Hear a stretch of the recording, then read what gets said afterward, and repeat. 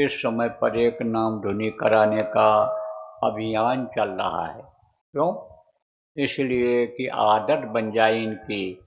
मुसीबत में जब जय गुरुदेव नाम मुँह से निकलता है तो जिसका नाम यह है प्रभु का, वो देखता है यह मुसीबत में है हमारा बच्चा, या हमारा प्रेमी है मुसीबत में है, तो मुसीबत को इसके टाल दिया जाए, दूर कर दिया जाए।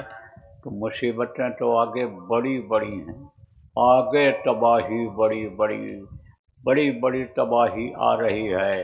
परिवर्तन बहुत बड़ा होगा जो लोगों के दिल और दिमाग में नहीं है। इसलिए ऐसे समय पर यानी समझो जिसको गाढ़ा समय मुसीबत का समय कहते हैं, ऐसे समय पर जब जय गुरुदेव मुँह से निकलेगा तो गुरु की दया से बचत हो जाएगी।